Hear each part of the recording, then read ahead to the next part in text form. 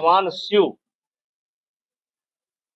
कमजोर लोगों के देवता थे, जिनको कोई नहीं पूछता था, उनको भगवान शिव उनके पक्ष में खड़े होते थे। समाजवादी पार्टी के राष्ट्रीय महासचिव स्वामी प्रसाद मौर्य ने हाल ही में चंद्रयान-3 को लेकर ऐसा बयान दिया, जिसके बाद वो चर्चा में आ गए।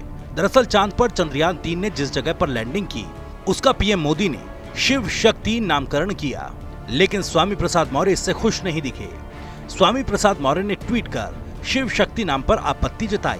ट्वीट में उन्होंने लिखा, चंद्रयान-3 द्वारा चांद पर किए गए सफलतापूर्वक लैंडिंग स्थल को प्रधानमंत्री माननीय मोदी जी द्वारा शिव शक्ति नामकरण कर वैज्ञानिकों का घोर अपमान किया है। अगर नामकरण करना ही था तो महान वैज्ञानिक विक्रम साराभाई या एपीजे अब्दुल कलाम और इसरो के किसी भी वैज्ञानिक के नाम पर किया जाना चाहिए था। इससे वैज्ञानिकों की हौसला अफजाई भी होती और उनका सम्मान भी बढ़ता, साथ ही विज्ञान के प्रति नवयुवकों की रुचि भी बढ़ती। अब स्वामी प्रसाद मौर्य के ट्वीट पर बीजेपी सांसद बृजभूषण शरण सिंह ने पलटवार किया। उन्होंने कहा कि स्वामी प्रसाद मौर्य अपने आप को गरीबों का नेता कहते हैं। उन्हें पता होना चाहिए कि भगवान शिव कमजोर लोगों के देवता थे, जिनको कोई नहीं पूछता था, उनके पक्ष में भगवान शिव खड़े होते थे। मौर्य जी को मालूम होना चाहिए कि भगवान शिव बहुत बड़े वैज्ञानिक थे, इसलिए महाभारत काल से लेकर जब भी आप देखेंगे, भगवान राम ने स्वयं कहा है कि जो शिव का द्रोही है वो हमारा द्रोही है। स्वामी प्रसाद मौर्य अपने आप को गरीबों का नेता कहते हैं। उनको पता होना चाहिए कि भगवान शिव कमजोर लोगों के देवता थे, जिनको कोई नहीं पूछता था, उनको भगवान शिव उनके पक्ष में खड़े होते थे।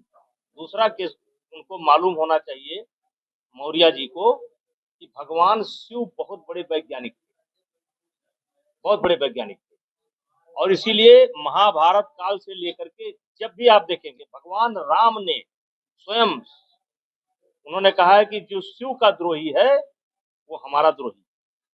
भगवान राम ने स्वयं कहा है कि जो शिव का द्रोही है वो राम का द्रोही है।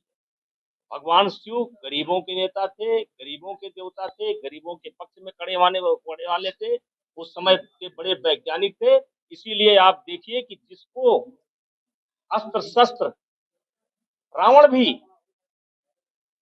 भी इतना, जो भी आप नाम लीजिए, कि इतना बलशाली हुआ, लेकिन उसने भी शिव की आराधना की।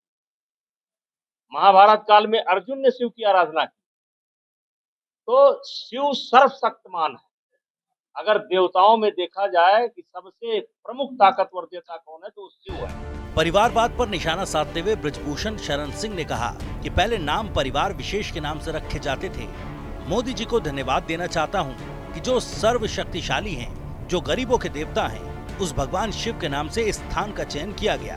इसके लिए स्वामी प्रसाद मौर्य को मोदी जी को बधाई देनी चाहिए। और कहीं न कहीं अगर वो शिव का अपमान कर रहे हैं तो गरीबों का अपमान कर रहे हैं, क्योंकि शिव गरीबों के नेता थे।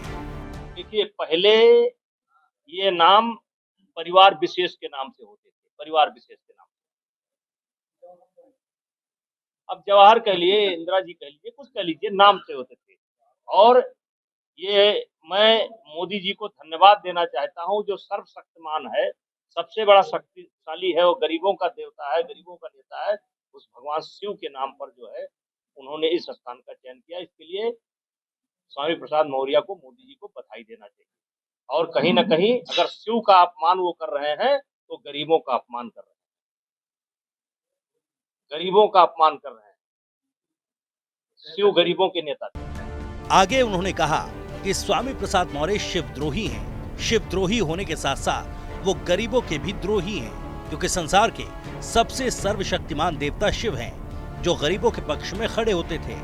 शिवद्रोही तो है ही हैं, लेकिन अगर वो शिवद्रोही हैं तो गरीबों के द्रोही हैं, क्योंकि जो कि संसार में सबसे सर्वशक्तिमान देवता अगर कोई है, गरीबों के पक्ष में खड़ा होने वाला, कमजोरों के पक्ष में खड़े होने वाला, तो भगवान शिव है। सपा महासचिव स्वामी प्रसाद मौर्य के बयान पर बीजेपी सांसद बृजभूषण शरण सिंह का पलटवार। सियासी गलियारों में क्या हलचल मचाएगा, ये तो आने वाला वक्त ही बताएगा।